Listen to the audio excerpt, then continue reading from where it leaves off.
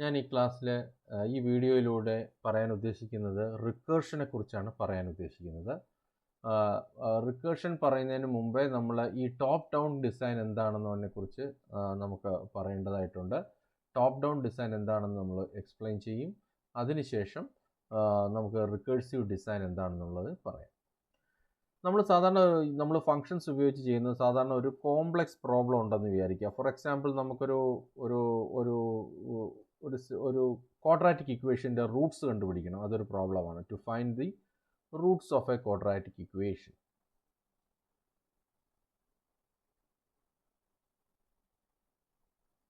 അപ്പോൾ ഒരു quadratic ഇക്വേഷൻ്റെ root കണ്ടുപിടിക്കണമെങ്കിൽ അതിന് നമ്മളൊരു ടോപ്പ് ഡൗൺ അപ്രോച്ച് ഉപയോഗിക്കുകയാണെങ്കിൽ എന്ത് സംഭവിക്കും? ടോപ്പ് ഡൗൺ അപ്രോച്ചിൽ നമ്മൾ ഈ പ്രോബ്ലത്തെ ചില സബ് ടാസ്കുകളായിട്ട് ഡിവൈഡ് ചെയ്യും. ഇപ്പോൾ ഈ ക്വാഡ്രാറ്റിക് ഇക്വേഷൻ്റെ സംബന്ധിച്ച് നമ്മൾ 3 ടാസ്കുകൾ ഡിഫൈൻ ചെയ്യാം. ഒരു ടാസ്ക് എന്ന് പറഞ്ഞാൽ reading the value of a, b and C.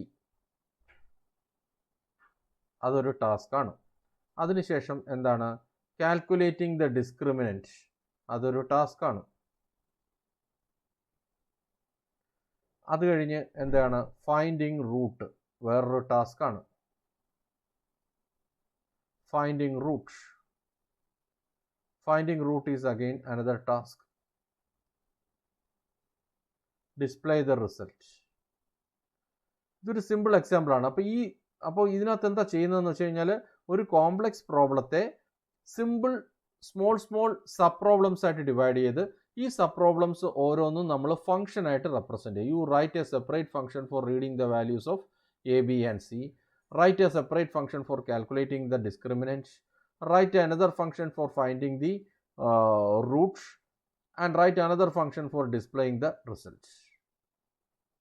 ഈ തരത്തിലുള്ള അപ്രോച്ചിനെയാണ് ടോപ്പ് ഡൗൺ ഡിസൈൻ എന്ന് പറയുന്നത്. ഒരു പ്രോബ്ലത്തെ നമ്മൾ സ്പ്ലിറ്റ് ചെയ്ത് കുറേ സബ് പ്രോബ്ലംസ് ആയിട്ട് മാറ്റും. ഈ അപ്രോച്ചിനെയാണ് പൊതുവേ നമ്മൾ എന്ത് പറയും? We call it as A top down design. ഇനി ഇത് കൂടാതെ തന്നെ റിക്കേഴ്സീവ് ഡിസൈൻ എന്ന് പറഞ്ഞൊരു കോൺസെപ്റ്റ് ഉണ്ട്. നമുക്ക് ചില പ്രോബ്ലംസുകൾ നമുക്ക് റിക്കേഴ്സീവായിട്ട് ഡിഫൈൻ ചെയ്യുക എന്ന് പറഞ്ഞാൽ ഇതിനകത്ത് നമ്മൾ നേരത്തെ പറഞ്ഞ എക്സാമ്പിളിനകത്ത് നമ്മൾ എന്താ ചെയ്തത്? നമ്മൾ ഓരോ സബ് പ്രോബ്ലവും ഡിഫറൻ്റ് ആയിരുന്നു. ഡിഫറെൻറ്റ് ഫങ്ഷൻസ് ആണ് നമ്മൾ ഉപയോഗിച്ചിരിക്കുന്നത്. റീഡ് ചെയ്യാൻ ഒരു ഫംഗ്ഷൻ, ക്വാഡ്രാറ്റിക് ഇക്വേഷൻ്റെ values a, b, c read ചെയ്യാൻ ഒരു ഫംഗ്ഷൻ, ഡിസ്ക്രിമിനൻ്റ് കണ്ടുപിടിക്കാൻ വേറൊരു ഫംഗ്ഷൻ, പിന്നെ കൂടാതെ അതിൻ്റെ റൂട്ട് കണ്ടുപിടിക്കാൻ വേറൊരു ഫംഗ്ഷൻ, അവസാനം റിസൾട്ട്സ് ഡിസ്പ്ലേ ചെയ്യാൻ വേറൊരു ഫംഗ്ഷൻ. ഈ റിക്കേഴ്സീവ് ഡിസൈനിൽ അങ്ങനെയല്ല. ഒരേ സെയിം ഫംഗ്ഷൻ തന്നെ റിപ്പീറ്റഡ് ആയിട്ട് കോൾ ചെയ്യുന്ന ഒരു പ്രോബ്ലമാണ്. അതാണ് റിക്കേഴ്സീവ് ഡിസൈൻ എന്ന് പറയുന്നത്. അപ്പോൾ റിക്കേഴ്സീവ് ഡിസൈൻ അപ്ലൈ ചെയ്യണമെങ്കിൽ ആ പ്രോബ്ലം ഏത് പ്രോബ്ലമാണോ റിക്കേഴ്സീവിന് ഉപയോഗിച്ച് സോൾവ് ചെയ്യുന്നത് ആ problem should be defined recursively.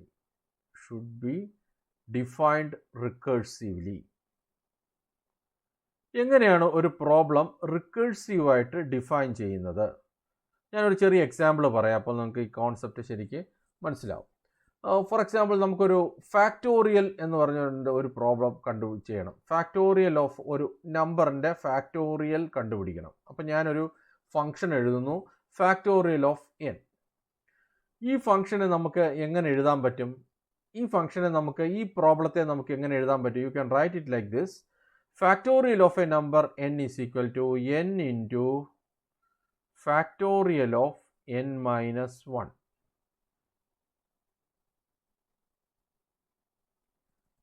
ഇനി ഫാക്ടോറിയൽ ഓഫ് n മൈനസ് 1നെ നമുക്ക് എങ്ങനെ എഴുതാൻ പറ്റും? n into n minus 1 into factorial of n minus 2.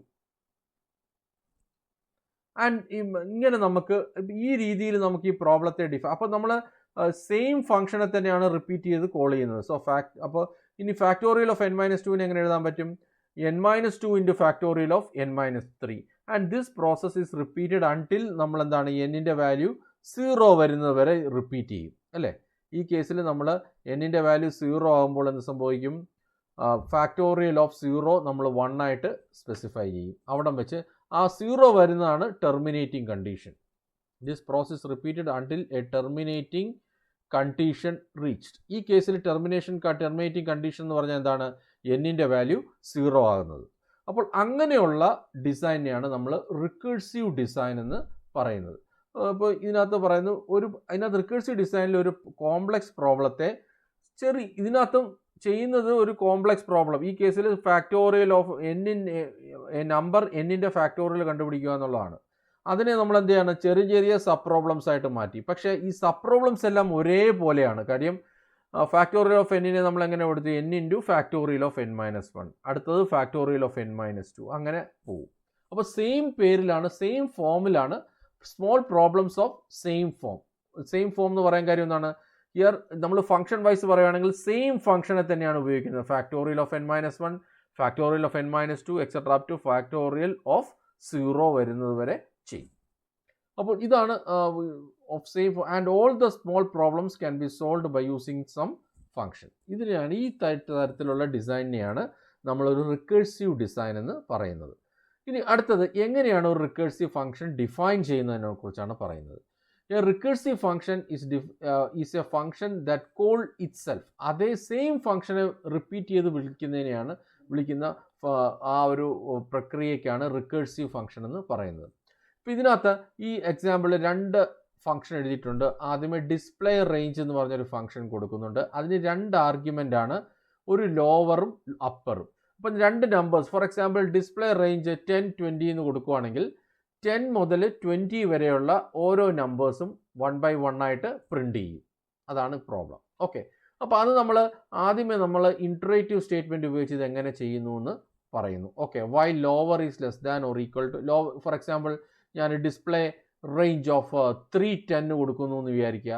അപ്പോൾ ലോവറിൻ്റെ വാല്യൂ എത്രയാണ്? 3. അപ്പറിൻ്റെ വാല്യൂ എത്രയാണ്? 10.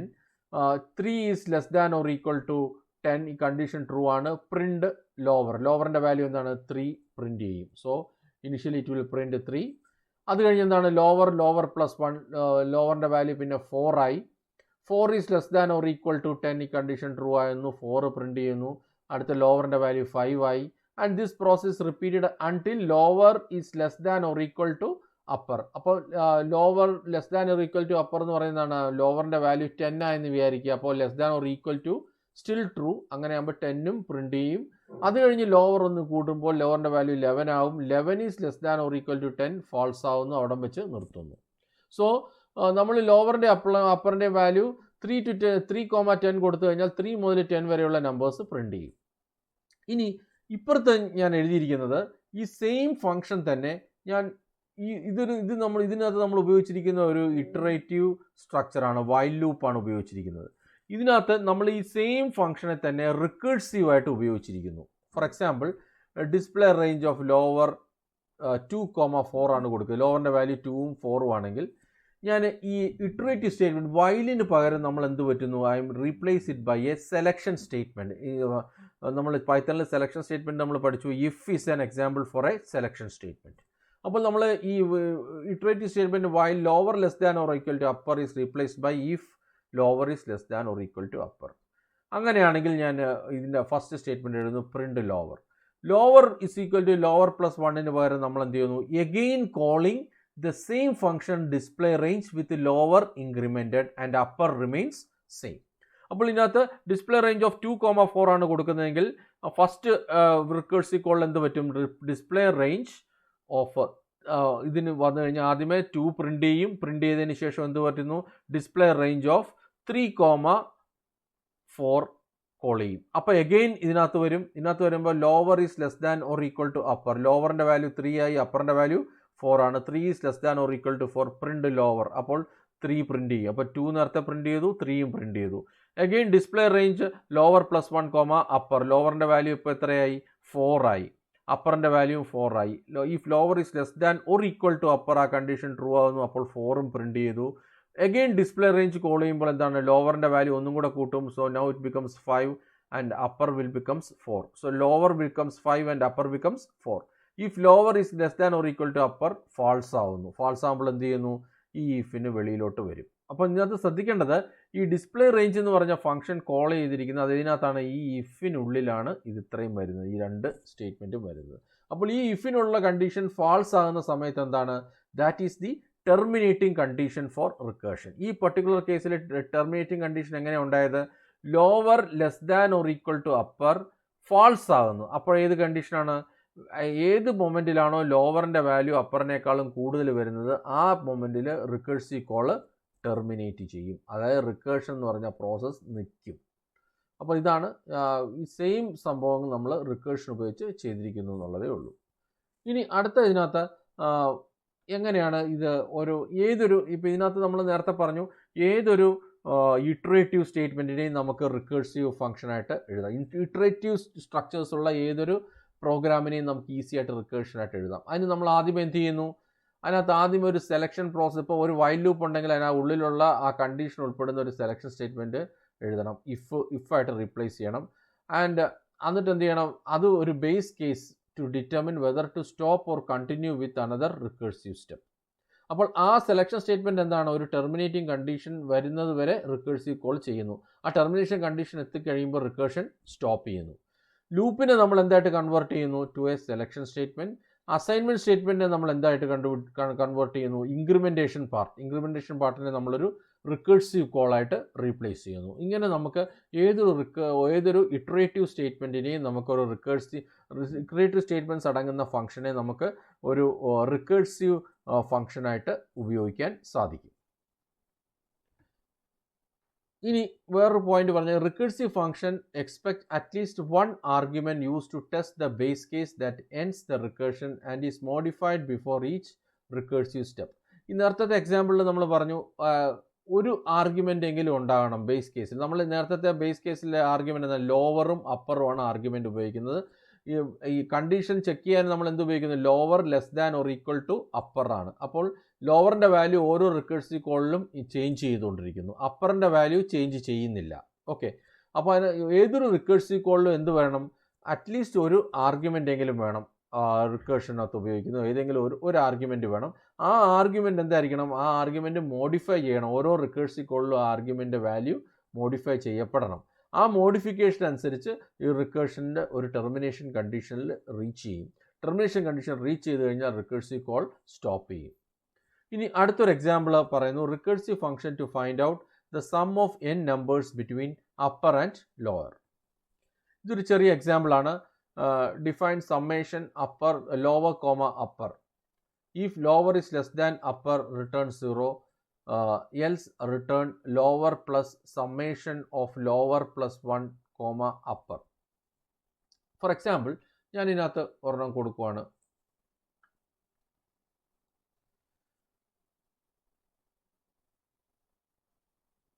ഐ എം ഫസ്റ്റ് കോൾ ചെയ്യുന്നത് ഇങ്ങനെയാണെന്ന്, സമ്മേഷൻ ഓഫ് 1 4 ആണ് കോൾ ചെയ്യുന്നതെന്ന് വിചാരിക്കുക. അപ്പോൾ എന്താ സംഭവിക്കുന്നതെന്ന് നോക്കുക.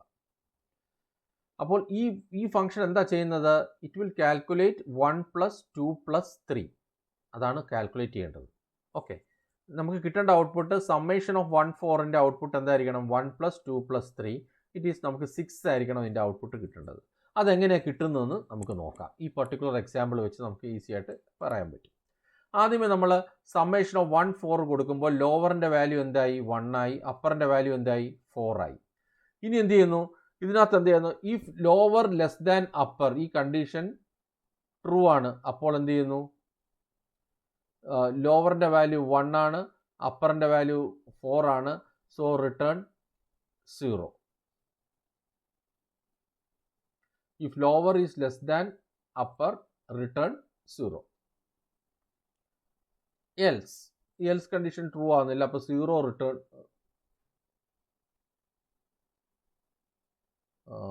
ഇതിനകത്തൊരു ചെറിയ തെറ്റുണ്ട്. Just 1 minute.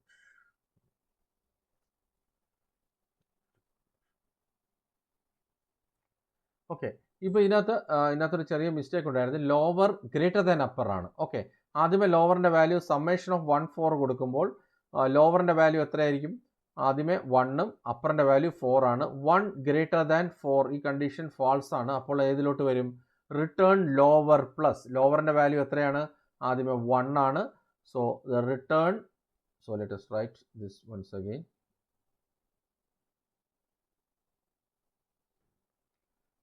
Return 1 plus summation of lower plus 1, ലോവറിൻ്റെ വാല്യൂ ആദ്യമേ 1 ആണ്, ലോവർ പ്ലസ് 1 എന്ന് പറഞ്ഞാൽ 2 ആണ്, 2 4. അപ്പോൾ ഇതിനകത്ത് എഗെയിൻ നടക്കുന്ന എന്താണ്, റിക്കേഴ്സീവ് കോൾ ആണ്, സെയിം ഫംഗ്ഷനെ തന്നെ കോൾ ചെയ്യുവാണ്. അപ്പോൾ സമ്മേഷൻ ഓഫ് 2 4.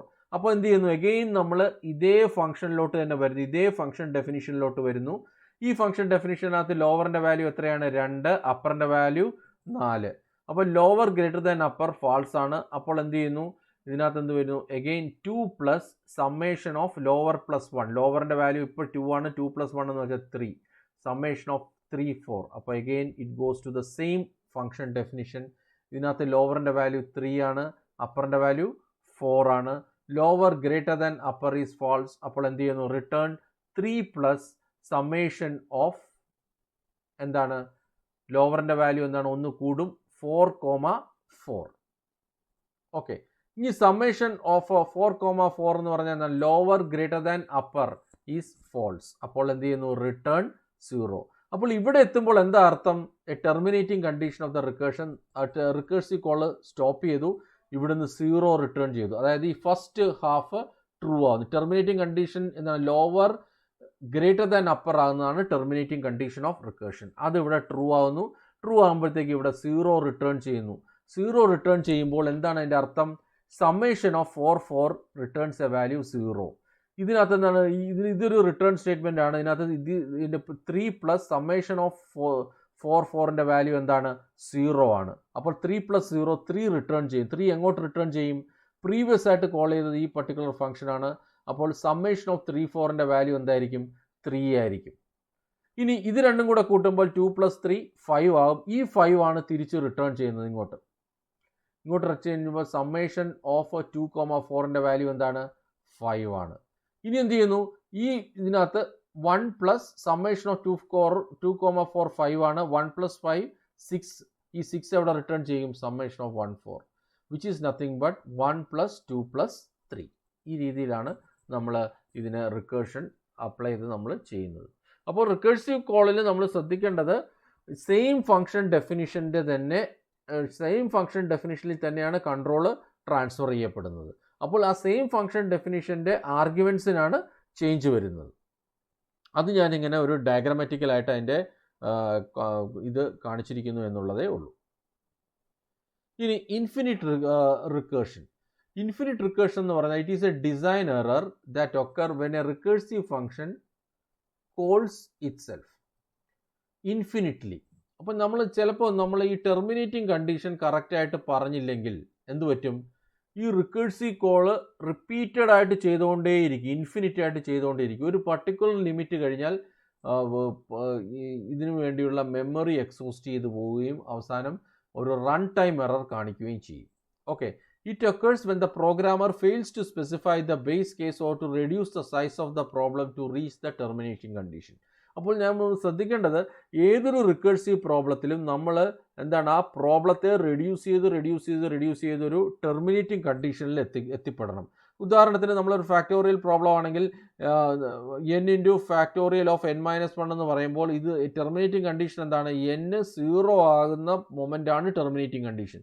ഈ ടെർമിനേറ്റിംഗ് കണ്ടീഷൻ എത്തിയില്ലെങ്കിൽ എന്താണ്, റിക്കേർഷൻ സെയിം ഫങ്ഷൻസ് കോൾ ചെയ്തുകൊണ്ടിരിക്കും, ഇൻഫിനിറ്റ് ആയിട്ട് കോൾ ചെയ്തുകൊണ്ടിരിക്കും. അപ്പോൾ ഈ ടെർമിനേറ്റിംഗ് കണ്ടീഷൻ എത്താതെ വരുന്ന സാഹചര്യത്തിലാണ് എന്ത് സംഭവിക്കുന്നത്, ഈ ഇൻഫിനിറ്റ് റിക്കേർഷൻ എന്ന് പറഞ്ഞ കോൺസെപ്റ്റ് ഉണ്ടാകുന്നത്. അപ്പോൾ ഇൻഫിനിറ്റ് റിക്കേർഷൻ ഉണ്ടാകുമ്പോൾ Python virtual machine indicates A stack overflow error കാണിക്കും. എന്തുകൊണ്ടാണെന്ന് വെച്ച് കഴിഞ്ഞാൽ അത് അടുത്ത ഇതിനകത്ത് നമ്മൾ ഡീറ്റെയിൽ ആയിട്ട് പറയുന്നുണ്ട്.